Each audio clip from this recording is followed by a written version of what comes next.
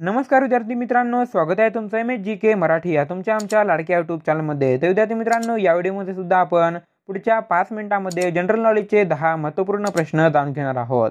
चला तर मग कोणत्याही प्रकारचा उशीर न लावता व्हिडिओला सुरुवात करूया।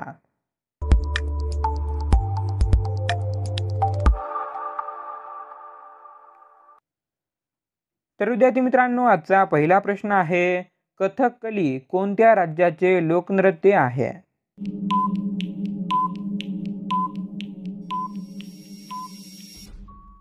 या प्रश्नाचं उत्तर आहे ऑप्शन नंबर 4 केरळ। मित्रांनो, कथकली हे केरळ या राज्याचे लोकनृत्य आहे। दुसरा प्रश्न आहे, खोटे बोलल्याने माणसाच्या शरीरातील कोणता अवयव गरम होतो?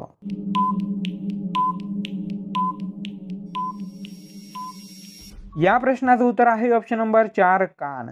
मित्रांनो, तुम्ही कधी ना कधी अनुभव केला असेल की जर तुम्ही कोणाला खोटे बोलत असाल तर तुमचे कान तुम्हाला गरम झाल्यासारखे वाटतात। तिसरा प्रश्न आहे, भारतातील कोणते राष्ट्रपती लहानपणी पेपर वाटायचे?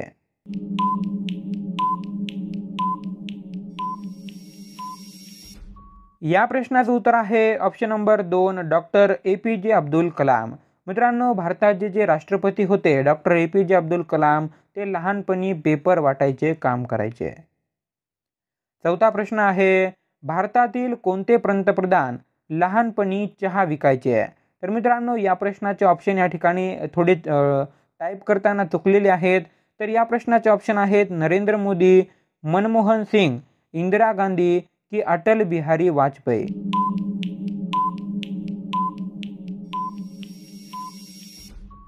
तर या प्रश्नाचं उत्तर आहे ऑप्शन नंबर 1 नरेंद्र मोदी। मित्रांनो, भारताचे जे पंतप्रधान आहेत नरेंद्र मोदी, ते लहानपणी चहा विकायचे, हे तुम्हाला माहीतच असेल। पाचवा प्रश्न आहे, भारतामध्ये सध्या किती मंदिरे आहेत?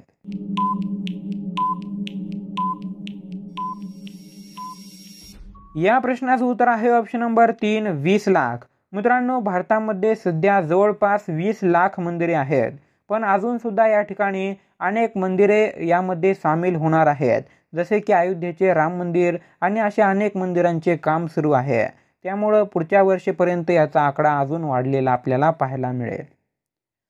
सहावा प्रश्न आहे, कोणत्या शहराला भारताचे पॅरिस असे म्हणतात?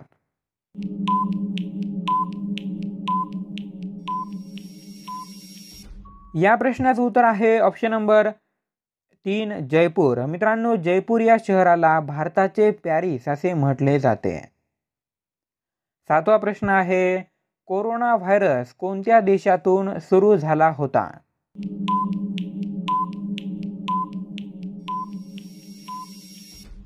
या प्रश्नाचं उत्तर आहे ऑप्शन नंबर 2 चीन।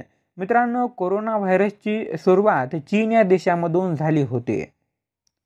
आठवा प्रश्न आहे, भारतातील पहिल्या महिला शिक्षिका कोण होत्या?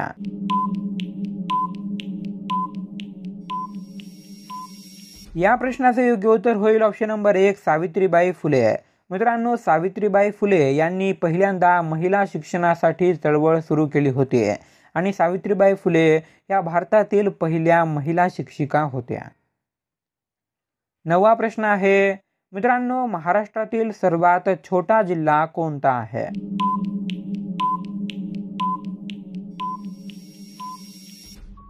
या प्रश्नाचं उत्तर आहे ऑप्शन नंबर 4 मुंबई।